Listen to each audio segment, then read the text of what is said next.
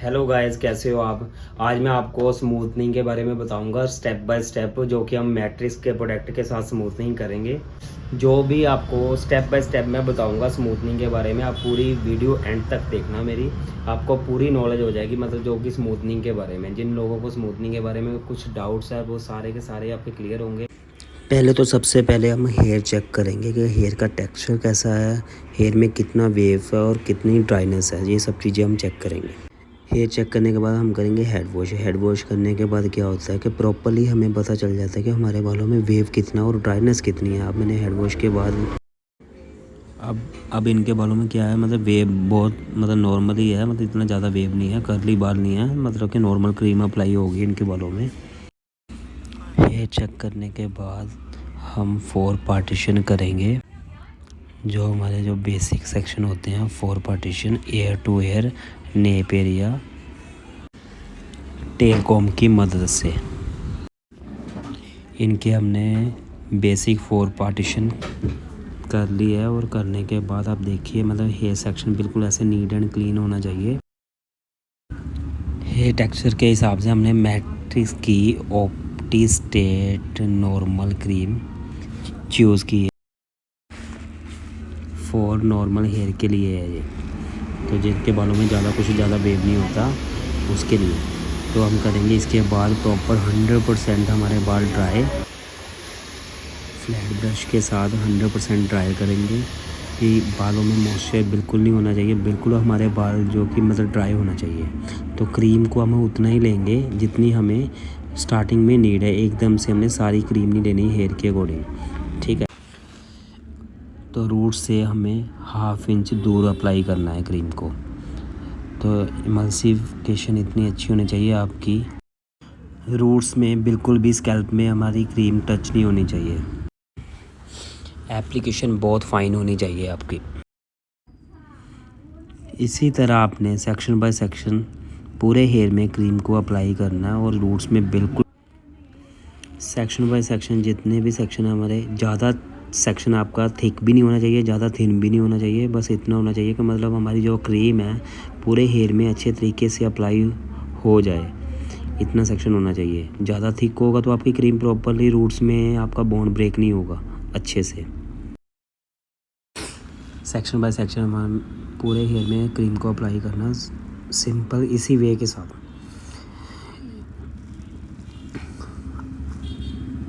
Cream बिल्कुल भी roots में टच नहीं होनी चाहिए, बस ये आपने ध्यान रखना पूरी क्रीम में। अगर आपके हेयर में ड्राइनेस ज़्यादा है तो आप वेट हेयर में भी अप्लाई कर सकते हो क्रीम को। कई बार क्या होता है, हमारे हेयर में ड्राइनेस होती है और उसकी वजह से क्या होता है, हम पूरा 100% ड्राई करने के बाद अप्लाई करते हैं क्रीम को। उससे क्या होता है, हमारे हेयर में शाइन भी नहीं आती और ड्राइनेस भी बहुत ज़्यादा होती है, फ्रीजीनेस शो होता है बाद में हेयर। अगर आपके हेयर में ड्राइनेस ज़्यादा हो तो आप वेट हेयर में ही अप्लाई करो आप क्रीम को, वेट टॉवल ड्राई करने के बाद। उससे आपके हेयर में शाइन भी आएगी और आपके बाल ड्राई भी नहीं होंगे। जो क्रीम होगी वो अपना आराम से एक प्रोसेस करेगी, अपना हेयर को बिल्कुल भी ड्राई नहीं करना। जो आपकी क्रीम की एप्लीकेशन हो कम से कम इतनी अच्छे से हो कि आपका जो बोन्स ब्रेक होता है। कई बार क्या होता है, हमें क्रीम अप्लाई करने के बाद जब हम हेड वॉश करते हैं उस टाइम क्या होता है, हेड वॉश करने के बाद कई बार काफ़ी जगह पर आपका बोन ब्रेक नहीं होता। इसलिए आपने क्रीम को अच्छे तरीके से एप्लीकेशन करना और इमल्सिफाई बहुत अच्छे तरीके से करना होगा। अगर आप ज़्यादा थिक सेक्शन लेते हो या फिर रूट्स में, आप रूट्स के नियर आपके जो 2-3 इंच हेयर होते हैं वो आपके बोन ब्रेक नहीं होगा। वरना अगर आप थिक सेक्शन लोगे तो क्रीम आपको अच्छे तरीके से अप्लाई करनी है। ये हमारा डन हो गया क्रीम का प्रोसीजर एप्लीकेशन का। 20 मिनट के बाद ही हम बोन ब्रेक चेकिंग स्टार्ट कर देंगे। और नॉर्मल हेयर पर 40-45 मिनट्स लग ही जाते हैं। अगर आपने अच्छे तरीके से बॉन्ड ब्रेक करना हो, नॉर्मल हेयर पर नॉर्मल क्रीम लगाओगे तो 40-45 मिनट्स लगेंगे ही आपके। अगर आपके स्ट्रॉन्ग हेयर है तो स्ट्रॉन्ग क्रीम लगा रहे हो तब भी आपके 40-45 मिनट्स तो लगेंगे ही। अगर आप नॉर्मल हेयर पर स्ट्रॉन्ग क्रीम लगाते हो तो फिर आपके जैसे 35 मिनट्स लगेंगे। अब हम वॉश करेंगे, बॉन्ड ब्रेक हो चुका है इनका बहुत अच्छे तरीके से। अब वॉश कर रहे हैं। वॉश करने के बाद, टॉवल ड्राई करने के बाद 1 2 ड्रॉप पहले आप सीरम अप्लाई करोगे, जिसके साथ क्या होगा मतलब थोड़ा बहुत अगर फ्रीजनेस होगी तो स्ट्रेटनर में वो चीज़ नहीं आएगी आपके। 100% हम ड्राई करेंगे, पहले हम नॉर्मल ड्राई करेंगे जैसे हम ब्लास्ट ड्राई करते हैं। उसके बाद हम क्या करेंगे 100% बाल को प्रॉपरली ड्राई करेंगे। और जो ड्रायर का जो आपका मतलब वे है करने का, उसको आपने ज़्यादा नहीं कुछ ऐसा वैसा करना, पर नॉर्मली एक नीचे की तरफ 100% ब्रश के साथ ड्रायर कर देना आपने, ठीक है। मॉइस्चर बिल्कुल नहीं होना चाहिए, बिल्कुल ऑयलपन बिल्कुल नहीं होना चाहिए। क्रीम अगर आपके बालों में रह गई है, अगर आपका अच्छे से वॉश नहीं हो तो आप दोबारा वॉश करो उसको, वरना अगर आपने ऐसे ही उसके ऊपर ड्रायर चला दिया और उसके ऊपर स्ट्रेटनर चला दिया तो आफ्टर 2-3 मंथ के बाद आपकी ब्रेकअप स्टार्ट हो जाएगी हेयर में। 100% ड्राई करने के बाद बिल्कुल जैसे हमने क्रीम के टाइम सेक्शन लिया था उसी तरह सेक्शन लेकर रूट्स से एंड्स तक भी आप चला सकते हो, वरना आप रूट्स क्लियर करने के बाद मिड लेंथ एंड्स जैसे आपको अच्छा लगता है वैसे कर सकते हो स्ट्रेटनर में। कई बार क्या होता है, कई लोग पता है क्या करते हैं, मतलब स्ट्रेटनर को इतना वो मतलब जैसे प्रेशर डालकर मतलब चलाते हैं, मतलब वो स्ट्रेटनर अच्छी लुक तो आती है, वरना क्या होता है मतलब जो हेयर होता है ना, हेयर थोड़ा सा हमारा बर्दाश्त नहीं कर पाता कई बार। तो जितनी ज़रूरत है उसी के अनुसार ही उसको स्ट्रेटनर करो आप। अब मैं 1 से 2 बार या 3 बार चला रहा हूँ स्ट्रेटनर को, है ना। इससे ज़्यादा मुझे स्ट्रेटनर चलाने की इससे हेयर पे ज़रूरत नहीं है। अगर जिसके बालों में वेव होगा, अगर बॉन ब्रेक अच्छे से नहीं होगा तो उसके ऊपर आप चाहे जितना भी मर्जी अच्छे से स्ट्रेटनर कर लो, वरना जब आप नेक्स्ट डे उसका वॉश करोगे तो आपको उसका मतलब वेव रिटर्न मिलेगा वो आपको, ठीक है। अगर आपका बॉन्ड्स अच्छी तरीके से ब्रेक होगा, फर्स्ट क्रीम बहुत अच्छे तरीके से आपका काम कर रही है, तो मतलब उसके बाद आपका बॉन्ड ब्रेक वेव आने के कोई चांसेस ही नहीं है। स्ट्रेटनर ये चीज़ होती है, स्ट्रेटनर करने का मोटिव ये होता है, हमें एक टेक्सचर से दूसरे टेक्सचर में कन्वर्ट करना होता है हेयर को।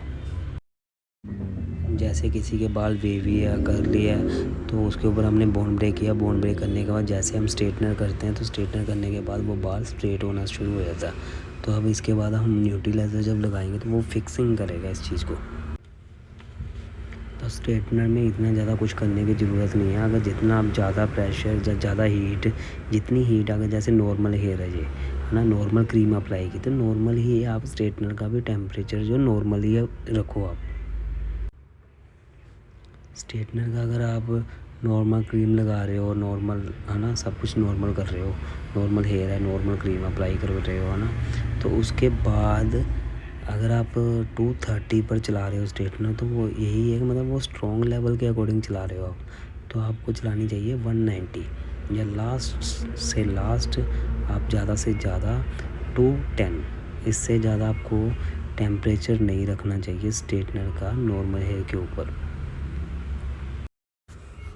अगर आप नॉर्मल हेयर पर अगर आप 230 पर चला रहे हो तो उसका मतलब यही है आपके बालों में या तो शाइन नहीं आएगी या फिर आपके बाल स्मूथ नहीं होंगे, थोड़े बहुत ड्राई फील होंगे आपको हेयर बाद में। तो जैसे आपका बाल डैमेज हो जाता है, जैसे फ्रिजीनेस होती है, थोड़ी बहुत ड्राइनेस होती है, ये चीज़ें आपको मिलेगी देखने के बाद। अब हमने स्ट्रेटनर के बाद क्या किया, स्टेप बाय स्टेप स्ट्रेटनर करने के बाद न्यूट्रीलाइज़र जैसे आपने क्रीम के टाइम अप्लाई किया था सेम उसी तरह न्यूट्रीलाइज़र अप्लाई करना है सेक्शन बाय सेक्शन। न्यूट्रीलाइज़र अगर आपका स्कैल्प में लग भी जाता है कहीं ना कहीं तो उससे कोई ज़्यादा प्रॉब्लम नहीं होती, हेयर में कुछ भी प्रॉब्लम नहीं होती। ऐसे क्रीम के टाइम आपका स्कैल्प में बिल्कुल नहीं लगना चाहिए। अगर न्यूट्रीलाइज़र लग रहा है तो उससे कोई प्रॉब्लम नहीं होती। वैसे आप कोशिश करो कि मतलब न्यूट्रीलाइज़र भी ना लगे स्कैल्प में। बाकी आप धीरे धीरे आप सेक्शन बाय सेक्शन आप न्यूट्रीलाइज़र अप्लाई कर दो। और हमारा न्यूट्रीलाइज़र बिल्कुल डन हो चुका है। इस टाइम करने के बाद कि नॉर्मल ट्राई करेंगे और उसे हम अप्लाई करेंगे, जो भी है क्लाइंट को रिज़ल्ट दिखाएंगे। अगर आपको वीडियो अच्छी लगी तो आप ज़रूर बताना और मेरे चैनल को सब्सक्राइब ज़रूर करना।